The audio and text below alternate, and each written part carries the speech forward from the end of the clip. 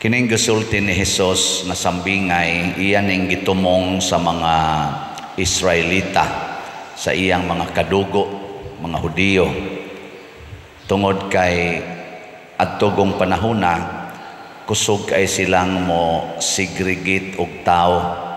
Ang mga makasasala kanang ginganlan nilag makasasala dili makasulod sa templo. Ang mga kadturang nakapasar sa ilang standards, mao na daghan kay sila gi-condemn. Ang mga tax collectors, kanang mga prostitutes, kanang mga sanlahon, mga masakiton, kay ilang masananggi tuuhan nga kung grabe ang imong sakit pasabot makasasala ka. Ana, lingi ako no na imong tupad ing namudawat kas tanang tao o mo segregate. Imo bang lain-lainon pagtagad ang tao? Ita nara ba sa ingon ana batasan, no? So giigo sad ni Hesus sa tanang mga magtotoo.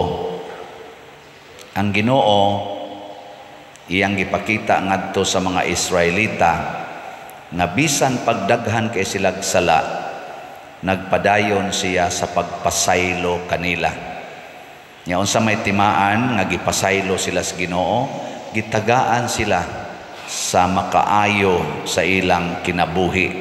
Gani ang Ginoo magmilagro gyud aron mamaayo ang ilang kinabuhi. Si Moises namatay na, katong ilang leader nga nakapatabok nila sa dagat nga pula og nakapatravel nila 40 years sa disyerto nga wa sila mga matay. Nitubod ang tubig dito sa disyerto, ning gawas ang mga pagkaon dito sa disyerto sud sa 40 ka tuig. Wa kasulod si Moises sa promised land, katong dito sa tabok sa sapa sa Jordan. Dako ni ang sapa sa Jordan, lisod sa ni siyang tabukon, labi na gyud magbaha, dako mang tubig. Nya kadto nagbaha, nya niingon gyapon ang Ginoo ang assistant na sad ni Moises nga mao si Josue or Joshua, mao na say gipiyalan sa Ginoo, kay gi-turn over man ni Moises ang iyang authority ngadto ni Josue or Joshua. Gipahunong na sad sa Ginoo ang tubig nga nagbaha, gipahunong aron moagi sila sa mamala or uga nga yuta nga dili mabasa sa tubig, dili maanod sa tubig. Kung mo tan-aw karo sa YouTube, daghan kayong mga flash floods nga naa diha. Karong bag-o sa India, grabe kayo, pila na naaroy patay, murag sobra naman tingali 100. Naanod ba? Ug imong tan-awon katong flash flood sa India, tagi yung luuyas mga tao, naas balay, kalit lang kabanlas ang balay. Flash flood. Ug diha patoy Ginoo nila tingali masig mohonong ratong baha. Nga mutabok ra sila. No. Tutok ba mo nako? Wa day mo magunahon na nga tinuod ning nahitabo. Tinuod ni ay. Pasabot gihatag sa Ginoo nila ang kaluwasan kay gipasaylo sila sa Ginoo. Pero pag abot na gyud sa panahon nga sila magahi yung ilang ulo, dito na sila sa promised land, matod pa diri sa unang pagbasa, gipalagpot niya dito ang mga panghinginla niya ang ilang mga kaaway nga nag-occupy atong promised land aron sila na mopuli dito. Pag abot na nila dito nga nagsige na sila og pahimos sa kanindot sa kinabuhi, wa na sad sila moilas Ginoo. Motong nahimo na sad silang mga bihag or mga exile, mga ulipon sa lain na mga nasod. O pag-abot ni Kristo, ulipon pa sila. Pero na sila kagawasan sa pagsimba. Nanasa ng ilang batasan, nga dili gyud mo pasaylo. Nya kay si Jesus nag-promote magpasaylo, si Pedro, dinis atong ebanghelyo, nangutana siya, kapila man ako pasayloon ang akong isig katao? Kapito ba? Unsa may tubag na Hesus? Kapituan kapito, 77 times. Nasa ubad ani mo interpret og 70 times 7 times. Kapituan kapito. Sige lang, kana lang 77 para dili kayo lisod memorization. Di man sa mo kay baw 70 times 7 pila man na. Mo tanawa di ba wa mo kay baw. May lang 77. Pero kanang 7 man good perfect. Nya kaduhaon gani na sa pagsulti kuha na gina siya gi-emphasize nga perfectly ana. So mo na ang pagpasaylo di ay way limit, way sukod. Kinsa niyo dinhing mga asawa nga di gyud mo mulimit sa inyong bana kapila makasala ta sa kamot. Kanang okay ra gyud ninyo sa kapila makasa. Mayawan on gidemo. Sige na lang, ari na lang tas mga bana. Kinsa ninyo dinhing mga banaha nga mo commit gyud nga bisag kapila makasa akong asawa, ako gyung pasayloon tas kamot. Ang usa na iniisag aksyon pero anay. Yay, kabugat. Lisod kayo ipataas. Okay. Sige, aritas mga ginikanan. Kinsa dinhing ginikanana nga moingon gyud bisag kapila pa makasa akong anak, ako gyung pasayloon tas kamot. Mayo. Sa ato pa di gid ninyo kasab-an, di ninyo latuson, di ninyo yaw-yawan, ha? Mga saba gani mo sa ato pa wa pasayloa. Di ba? At tanawa rin diring dato, milyon ang utang sa iyang ulipon, iyan ang tang ipabaligya sa dihang nagpakilo, ay wa gyud kasabi. Wa kasabi, gipasaylo. Pero karing sulugoon nga gipasaylo, nakasugat sa iyang isig kasulugoon nga nakautang lag pila ka pesos, gilabni dayon, gikasab-an dayon, gipapriso dayon. Sa may gibuhat sa galon, pagkahibaw niya, gikasab-an, banyaga ka. Wa unta to siya kasabi, gikasab-an na hinuon. Muna kamo mga ginikanan or kita bisag kinsa nato mga saba na gaitas nakasa nato kasab-an sa tas Ginoo. Di ba ginunta na mga saba ang Ginoo pero iyang buhato nato ang atong gibuhat sa atong isig katao. Gilingay mong tupad ing na sugod karon din ata mga saba ha. Ing na. Ana awa. Hangyo asad ing na kasab-an man sa ditas Ginoo ani. Nya dili wa pa gyud kasabi. Imbis unta tuwa siya prisuha, gipapriso na gid noon. Ana. Buhaton sa Ginoo nato ang atong gibuhat sa atong isig katao mas istrikto pa. Muna naay mangutana lagi nako nga pader unsaon man gyud pag-andam aron siguro gid tang di maimpierno. Usa lagi akong tubag nga siguro kaayo. Pasayluan ang tanan nga nakasa nimo, ayaw gyud pagdumot, pasaylua gid silang tanan. Naa gani kay usa nga imong dumtan, peligro na jud kang maimpierno ana. Pasaylua gid na tanan. Insya Allah di ko kakumpisal, okay ra na. Di ko mahilugan, okay ra gyapon. Basta kada adlaw imo lang ginang gipasaylo ang tanan. Posible tingali mapurgatorio ka kay wa jud ka kahimog penance kay nadlitso kag kamatay nga wa ka kumpisal pero din adyo ka maimpierno. Ako ginang isiguro ninyo ngano man gisulti man ni Hesus.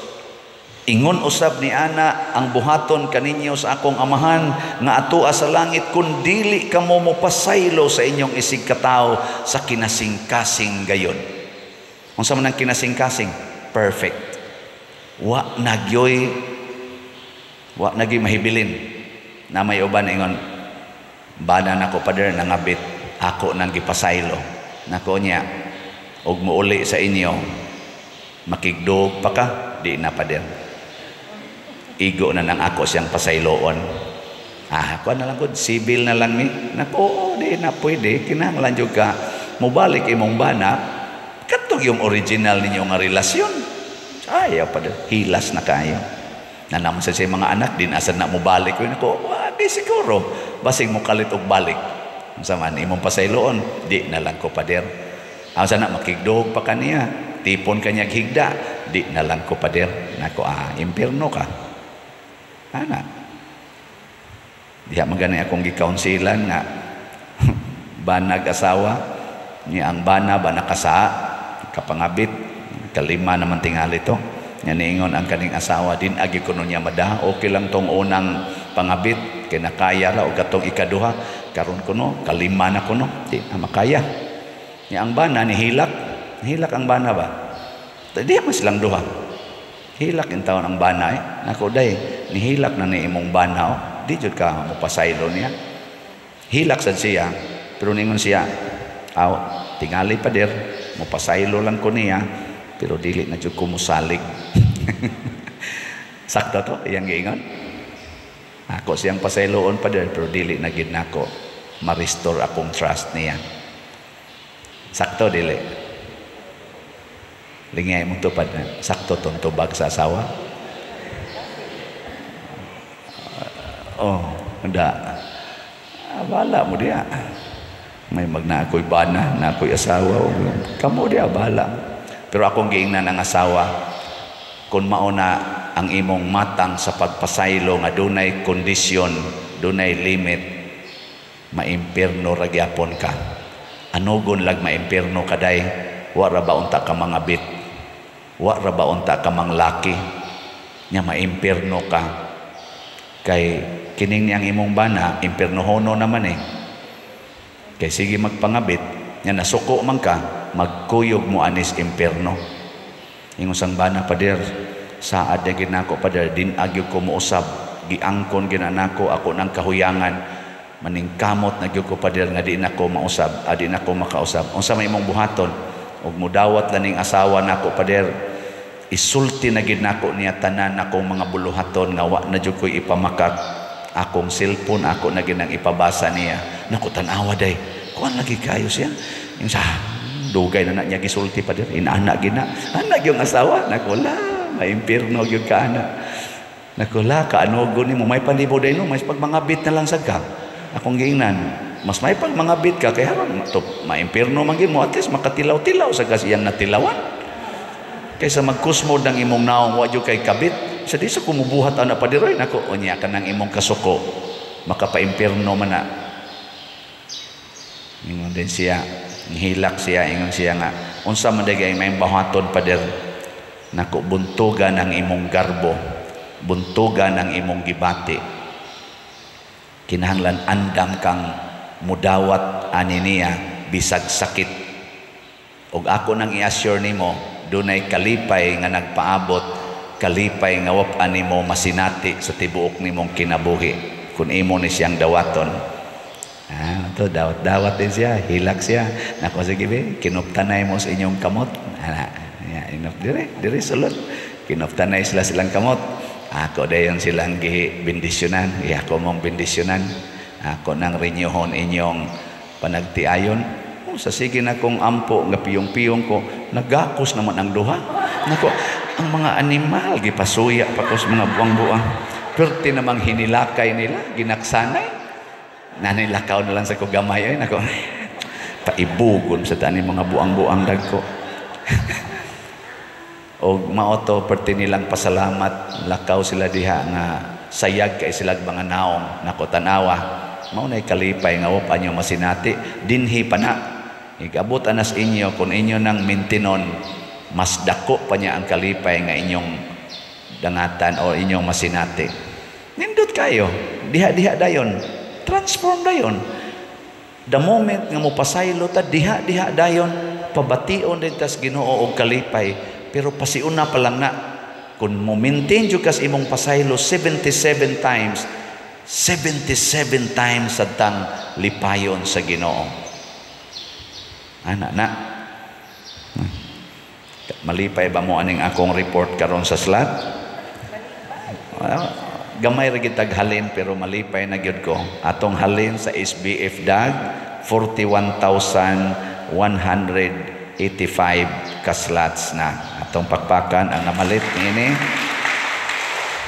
O niya ang ato sang halin sa special slot nga DWD niabot na sa 2,482 ka slots. Pakpakyapon. 3,000 na lang, 518 ang nabilin. Basig ugma, horot na ni. O gusto mong mo appeal aning divine wisdom and development, wala pamalit na mo. Ang karihinoong SBF Dag, murag dugay-dugay panitingin mahalin, pero daghan sad mo palit, 34,000 pa man ni 815, basig mo dali sa nigkahalin. Kisa may namalit ani, ang mga tao nga nakasinyati o kalipay diha sa Ginoo. Ang wa mo palit kadtong mga tao nga wa malipay diha sa Ginoo. Hain man sila nalipay, nangita sila kalipay diha sa ilang kwarta, diha sa ilang mga bahandi, sa ilang balay, sa ilang sakyanan, sa ilang mga siging panindot na ilang naong, sa ilang ipamalit o mga alahas, mga sinina, mga pagkaon nga lami, yanang party-party, naa sila diha nangitag kalipay. Tinuod ba na nga kalipay? Oy, lipay-lipay ka dito, pero na kay gidumtan, igabot nimo sa inyo, kusmod gyapon kag naong, inighigda nimo, manghupaw ra gyapon ka. Ay, animal. Sige gyapon kag ana, kay di na makawagtang sa tinuod nga kasakit. Ang makawagtang maogyod ang grasyas Ginoo nga motubod kasagaran diha gyud sa atong pagpasayloay. Sige, katapusang lingi sa imong tupad. Ingna sugod karon lipayon tika. Sige, ingna. Unsa may pasabot ana? Di gyud tika dumtan, di gyud tika isalikway. Ako kang pasayloon, ako kang dawaton, hangtod ko mamatay. You can always count on me. Nindot na, no? Sige na, nindog na ta.